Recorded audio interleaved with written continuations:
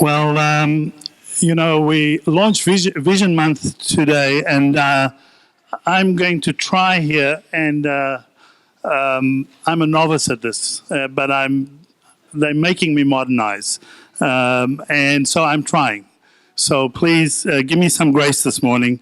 But we're starting off what I believe for us has never been a more exciting time in in terms of what we believe in God for, what we're expecting in what for us we're defining as a new season.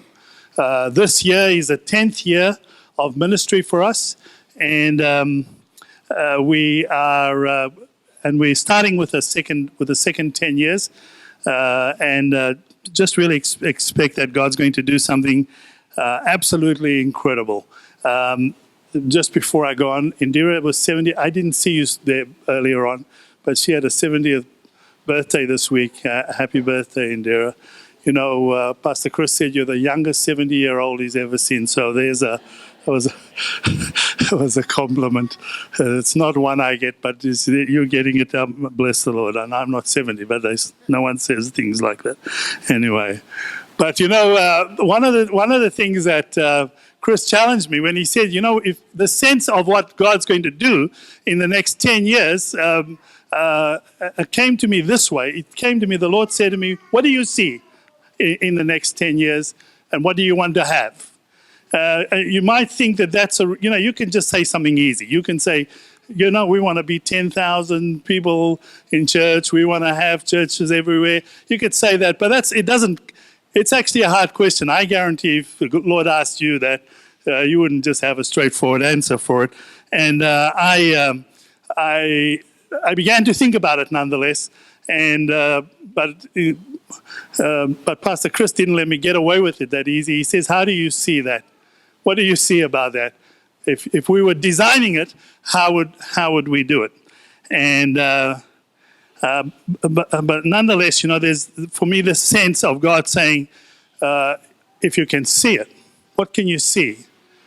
Because you can have it. It's quite an extraordinary challenge.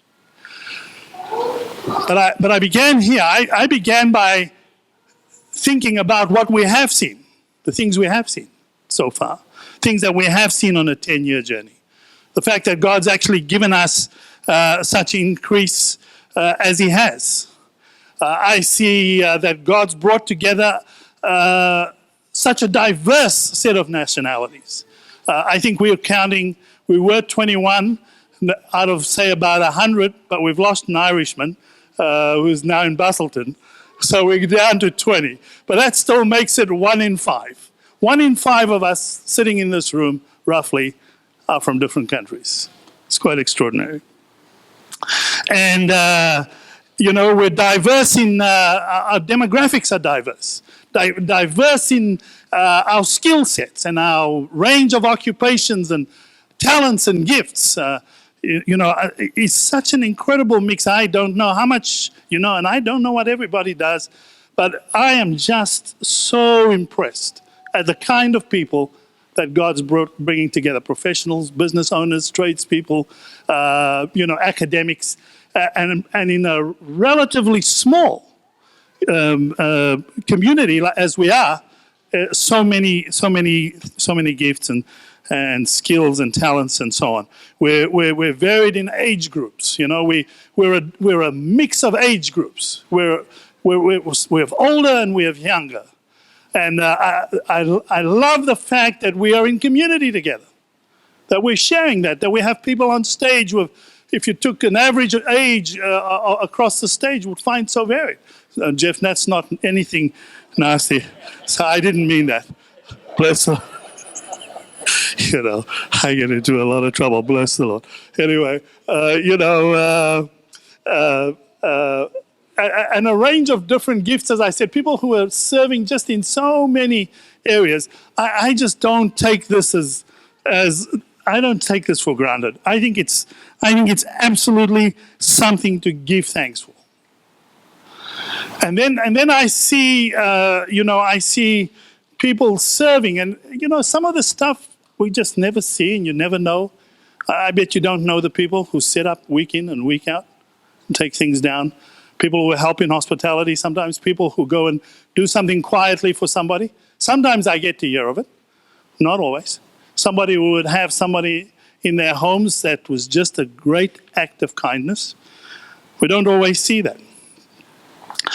And then to see, for me, what is one of the most precious things of all, is to see people who once didn't know each other become family. People who were once strangers becoming family. I think that blows me away.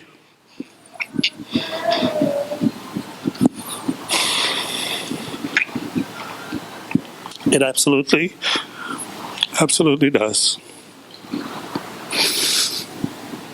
And then you see an aspect, of the Spirit, of the Holy Spirit. Something that happens in a community like this that could happen nowhere else.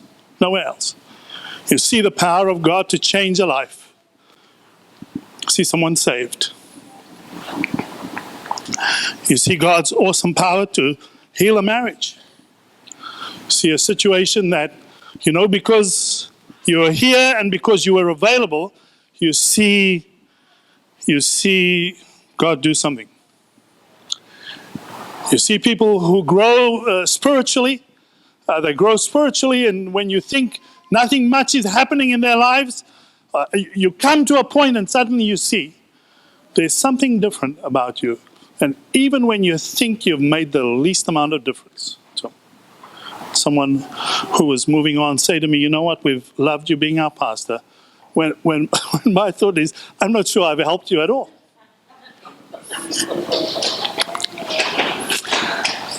We've seen people healed of sickness, thank God. We've seen God miraculously cure people and heal them. We've seen our kids, even their parents before they were kids, then babies, then toddlers, then in primary school, then in high school. And we've seen it all in 10 years. So you think about the fact that of what's going on in a community like this, and it's happened in less than 10 years. It is extraordinary. It is something worth giving thanks for, amen? As the Lord's, one of the things that made the question of what do you see about the next season, what do you see about that, so more difficult to answer was the accompanying, almost immediate follow-up question. What will you do? Will you be prepared to do what is required of you? Will you do the extra that's required of you? Because there's nothing that's going to come to us that's going to come without a call for us to change some aspects.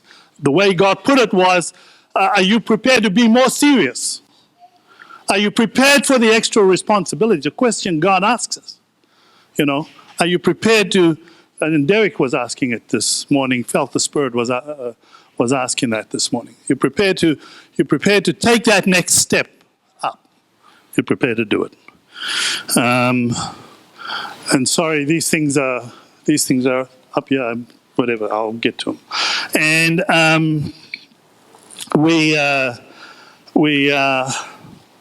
it's a question that's being asked of us. Luke chapter 12, verse 48 says that in this parable that Jesus talks about a master entrusting his servants, talks about it this way, and that's not the passage we're using this morning, but I'll just tell you those verses. 12:48 that says, to whom much is given, much is required. And to whom much is entrusted, much more will be asked. That's the premise of it. Are we prepared to do something, the things that God asks us to do?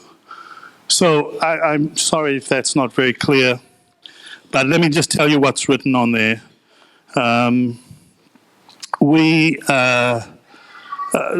Today we want to take but it's a serious question from God. God asking us, what do you want to do in the next 10 years? What do you see? It's a serious question. It's one we need to answer seriously. And it feels like we've almost been working on vision the whole time. It feels like this has been the continuing posture in front of God.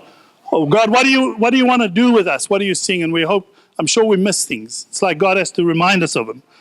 But it's the continuing question that we ask and say, Lord, are you going to help us? And what do we have to do? And so we want to take this month over and just start to talk about the things that we sense God's releasing to us and giving. And the first thing this week is just to talk about some of these values, some of the things that we're seeing. And I want to go to some key scriptures in just a moment. I want to go to some key scriptures that God gave at the start of this church, and just want to share some things with you. And I'm going to have to go quick. In week 2, Loris and Derek spoke about that. Is going to take us in terms of the way that we want to run our groups. Is have these specialty groups for interests that you may have in different areas. Pastor Tom's going to run one on the Elijah Project, just about seeing the work, the miraculous work of the Spirit through prayer. So we're going to have different, and we'll talk about those in the unfolding weeks. It would not be possible to do it in one day. Some of you might recall next week we want to release back to you some prayer requests and aspirations that you had for 2019 and that I promised we would take to the intercessors, and we've managed to pray for them sometimes over those requests. We want to give them back to you and see. I know testimonies came out of the ones the year before, things that had been written down. We didn't realize, forgot about them, whatever, but seeing God answer some stuff. And we want to give those back to you and see if there aren't any testimonies in the ones you had for last year. Amen? But also what continuing prayers. We're battling the mobile phones here today. And then we're going to invite you to do the same for this year. I'll release those next week along with your old ones. Give you an opportunity to write ones for this year, and we'll do the same again. And week 3, we want to talk about the changes that we see coming. There are words. It's not just vision. I want to talk to you about the words that God is giving, accompanying that are really words for us as a church, but individually too. And but we have to understand that there are going to be things that simply because of our size are going to change the dynamics in the church. Not the ones that the Lord has given us as special gifts, but just how we do things. People who want, it goes beyond word of mouth, and it goes beyond that close network of a family that you can have just passing it on to, by the fact that you're there and you know everybody. And we have to be prepared to make some changes. I can tell you that we're going to do some things with youth this year. Thank God. Matt and Kelly had served in this area, and it just needed to come out of that, step back from it. But we're picking that up. Some things I'd love you to hear about Kids Church also, and just stuff with worship and pastoral care, things that are going to really help our church go forward. And then in week number 4, we want to just bring everything together, talk to you about the things that we're actually setting, and finish with that. But let me take you to some scriptures today. And so there are those weeks. And now let's just look. I want to look at some scriptures there. If you can't see that well, look up at Luke chapter 1, verse 47 to verse 50. We're going to look at 2 sets of scriptures. And then I want to go to a scripture following that. I want to go to a scripture that the Lord gave before I came to Eternal. And I want to tell you the reason for that. And I want to tell you why I believe it's relevant for us today on just a few points. The first one in Luke, Pastor Chris, who is taking over a teaching and preaching responsibility for our church and just guiding us with that, has really said there's going to be some value for us just in basing ourselves for a period of time in two books, Luke and Acts, and I feel that this is good. We're going to base ourselves and it fits with vision, and it fits with some of the other themes of discipleship, of the passion. It fits with those themes that we want to cover, but we're going to base ourselves in Luke and Acts, the early church, and we're going to follow Jesus in the gospel, and then we'll just make excursions into different books. We're going to try and do that. I mean, we're not going to maybe stick to it every week, but we're going to try and do it as a discipline. So I want to talk about something that sets up here in this passage a connection to this scripture that God has given, Genesis 28, verse 10 to 20 to verse 22. So if you want to put your finger in Genesis 28, I'm going to read these through and just keep things moving here. So Luke chapter 1, verse 47 to verse 50. And it's an extract of the Magnificat. It's Mary's response to a spiritual encounter with an angel who tells her what's going to happen to her. And I'm just taking out verse 47 out of that Magnificat, and it says this. It says, "How my spirit rejoices in God my Savior, for he took notice of a lowly servant girl, and from now on all generations shall call me blessed. For the Mighty One is holy, and he has done great things for me.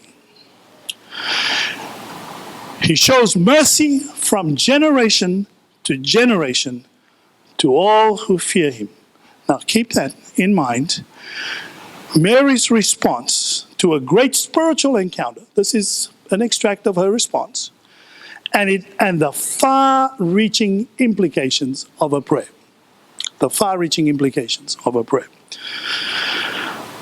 And then I want to just take us to the story of Jacob, and I'm going to trust that you know the story mostly, where Jacob is on the run, a fugitive from a blow-up on something that happened in his family through deception and through greed and through sin, something that happened in his family. And I say that it's an important passage for me because it was a prayer. It was a condition that I put before God before we came. I said, God, I'm going to ask you for just these things. I'm going to ask you that the relationships with my family stay intact. I said to the Lord, I couldn't afford for those fences to be broken down. I'm talking about the fact that we were in a church where if we had left, would have fractured some relationships. And I didn't want that to happen. And the second thing was, I said to the Lord, please don't make me run a home group. I was maybe an immature prayer to pray, I'm sorry. But that was just what I said to the Lord. I said, Lord, I want to go and do something that makes a significant difference. I want to, I was 54 when we did that. I just felt like the time, the time, I didn't have the time for it. And God patiently with me for 6 months, worked on that with me, and then felt the Lord just chide me in the gentle way that he chides us sometimes. And the Lord says, I said to the Lord, why do you wait till now? Why do you wait till I'm 54 when you could have done this 20 years ago, maybe? And the Lord said to me, I didn't ask you to finish anything. I just asked you to start it. I just asked you to start it and to get it down the road. That's all. Now let's just read this. So we're going to pick up the story of Jacob, and I want to tell you that there are some powerful things out of this. I want you to hear it today, because you'll be surprised how close we are to what happens to Jacob as human beings, as people who suffer similar things to what Jacob suffered, and how close God is to us still, despite that. And he says this, the story, it begins in verse 10.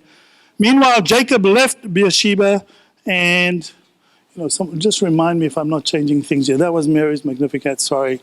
This reproduction's not very good. Genesis chapter 28, says, meanwhile Jacob left Beersheba and traveled towards Haran. At sundown he arrived at a good place and set up camp and stopped there for the night. Jacob found a stone to rest his head against and lay down to sleep. And as he slept, he dreamed of a stairway that reached from earth to heaven. And he saw the angels of God going up and down the stairway. And at the top of the stairway stood the Lord. And he said, I am the Lord, the God of your grandfather Abraham, and the God of your father Isaac. And he says, the ground on which you are lying belongs to you. I am giving it to you and to your descendants. And your descendants will be as numerous as the dust of the earth. They will spread out in all directions, to the west and to the east and to the north and the south. And all the families of the earth will call you blessed. Will be blessed through you and your nation, your descendants. And what's more, I am with you, and I'll protect you wherever you go. And one day I will bring you back to this land. I will not leave you until I have finished giving you everything I have promised you. And then Jacob awoke from his sleep and said, surely the Lord was in this place and I wasn't aware of it. But he was also afraid and said, what an awesome place this is. It is none other than the house of God. And the very next morning, going on to verse 18, Jacob got up very early, and he took the stone he had rested his head against, and he set it up upright as a memorial pillar. Then he poured olive oil over it, and he named the place Bethel, which means house of God. And although it was previously called Luz, then David, that's where they get the word lose from in South Africa. I'm sure it is in English, sorry. Then Jacob made this vow, if God will indeed be with me and protect me on this journey, and if he will provide me with food and clothing, and if he will return me safely to my father's home, then the Lord will certainly be my God. And this memorial pillar I have set up will become a place for worshiping God, and I will present to God a tenth of everything he gives me. I'll just point out 3 points here really quickly that come through this story. And you know what, I hope you know the story of Jacob, and it's a wonderful story to read. It's better than fiction books. It really is. But it's an extraordinary story to read. And I want to just pick up 3 things out of this story, and you're going to relate to them. I promise you that. I'll just very quickly tell you this. The first one is this, that, and have I got am I up to date here? Help me out here. That's him at the ladder, sorry. Yeah, I know. I'm working on this, yeah. I'm not as good as Chris. I got to get, and we'll have our other one working back. That's my only defense. We haven't got a good one here. We're using an old one. Okay, so that's him on the, that's him, and there's the ladder going up there. So, here are these points. We make decisions that we think will improve our lives, that will give us an advantage. That's how we make a decision. We make a decision that we think is going to improve our lives. You know, Jacob gets an idea in his head that if he just has the birthright, it's going to change his life. It's going to do something different for him. And you know, and it wouldn't matter how he got it. Like whatever he did to get it, if he got it, it would improve his life. It would change his life. And you know, if you know the story, maybe he's got a justifiable reason for doing it. Because if you've read earlier in the story, you read this comment about what's happening in that home. It says that his father Isaac preferred his brother Esau. And you'd wonder if you were saying that in the context of a relationship in a family home today, right? And there was a kid who was a favored over another kid in the family. you're going to hear about it as a parent, and it's going to have an effect, right? And listen, doesn't matter what us sons say, we want the love of our father. We want the love of our dad. We don't want to be second in that. And then, not surprisingly, the mum gets involved. Not surprisingly. And the mum tries to correct this. And she prefers Jacob. Now, you cannot tell me that that does not cause some kind of tension, right? And so becomes involved in a solution. Becomes part of a solution that they think is somehow going to fix this problem, but has unimaginable consequences. Unimaginable consequences. Breaks up their home. Such disrupt, that there's a threat of murder. It is so shocking. The very act that he thinks is going to solve a problem for him puts him in the desert. Puts him in the desert. And I think about that, I think if you put it that way, if you put the fact that we take a solution or we take a decision to do something to fix our problem, thinking it's the right way, but it ends up actually making the situation much worse.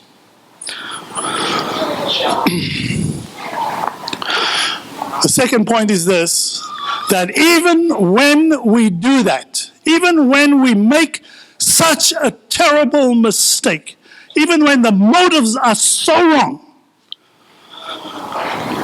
God never leaves us. God never leaves us. No matter how bad that mess is, no matter how badly we've got it wrong, and when God has no reason to stay, when we least can expect him to stay, he hangs around. He hangs around. He comes to us. You know what? He got his birthright. He got his birthright in a court of law. He could defend it. But it was worth absolutely nothing. There's not even an account or a record to say he ever saw his mother alive again after that. And God begins to speak to Jacob and gives him answers to questions he's not even asking yet. He's not even asking. Says to him, the land upon which you are, where he had gone to sleep on as a fugitive and couldn't afford even a nice pillow. The Lord says to him, I'm going to give you this land that you're lying on. And then he says to him, I'm going to make you, I'm going to make you the father of descendants that will be like the dust of the earth. What an extraordinary thing that he says to him. And he says to him, he's going to be with him. And he says to him, he's going to restore those relationships that are broken. He says, I'm going to restore the relationships that are broken. And give him a future that he would never imagined. And he's going to do it and does it while he sleeps. Changes his whole destiny and picture of who he is. Does it while he's asleep. And you want to think that God still is doing that, still isn't doing that? That when he can say to an ordinary girl centuries later that she is going to be the mother of a child that would carry that blessing, God speaking there to Jacob, would carry it centuries later, would carry it.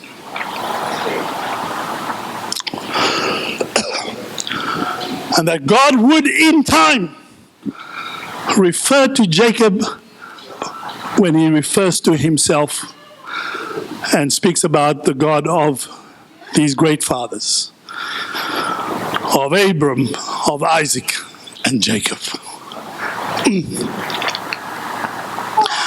And you know what? You know what? God's still doing that today. God's doing that right today and doing it right in this room. And there's a young man who's not ready to tell you his story yet. But when he told me this story and said that God changed that view of what God was doing for him and in his family the day he walked into this church, let me tell you that God is still doing that. Still leaving on the most unlikely of us the blessing that will go to generations through us. It is just incredible. Just incredible. And let me finish with this point. Maybe I'll get Crystal just to come and play for us. God does leave something to us in this, you know. He leaves something to us in this. He leaves a place for our response to him. He leaves a place for our response to him. So sing a hymn, trust and obey, for there's no other way to be happy in Jesus than to trust and obey. Amen. And Jacob wakes up in the morning and he says, surely the Lord was in this place and I didn't even know it.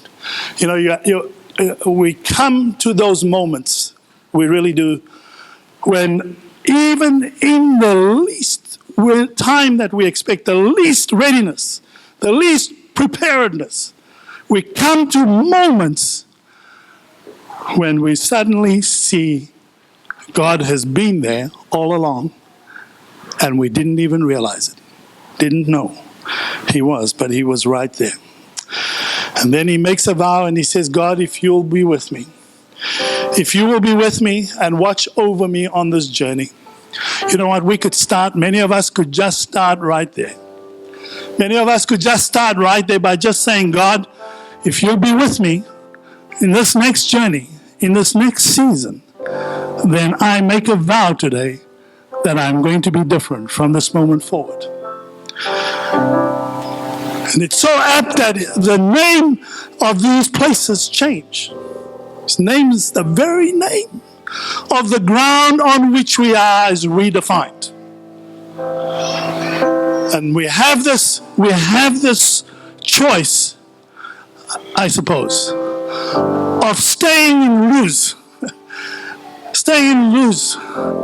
and have nothing change and just move on. Just move on. Or we can change the name of that place to Bethel and make it a place of worship that generations will be touched by. Amen? Amen? And so today, I want to tell you, you know, we were talking about, I want to say, you know, that God has given us something that we must never lose. God has given us something as a fellowship that we must never lose.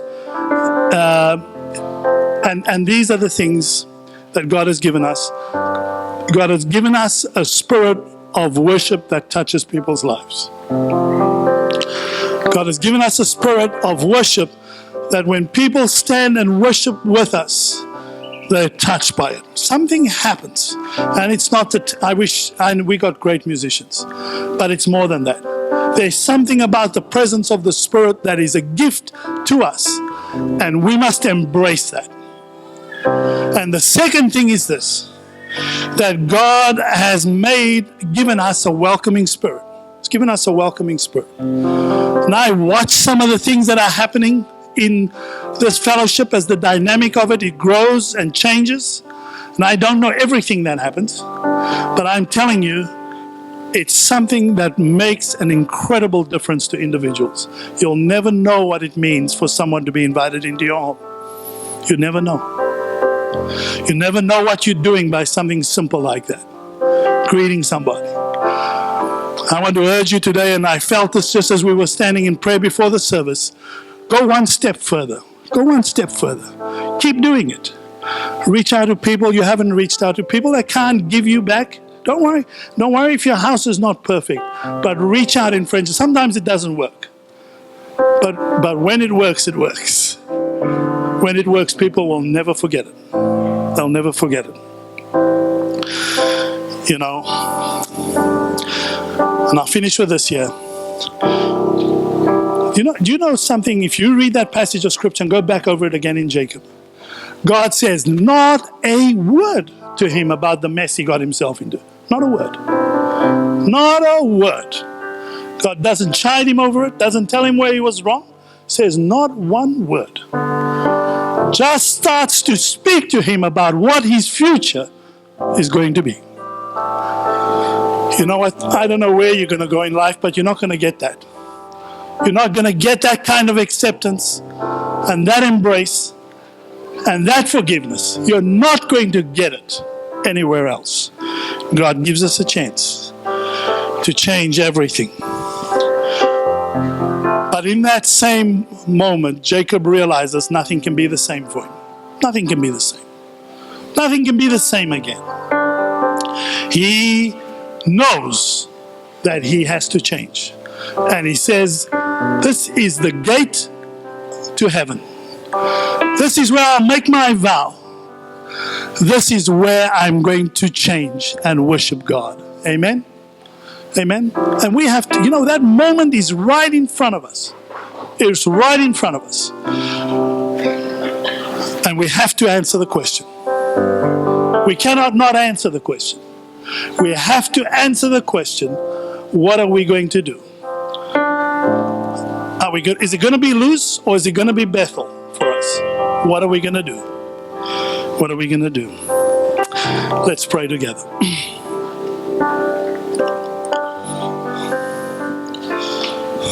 Just bow your heads with me, and I'm just going to ask, Mom, if you need to grab your children, do that.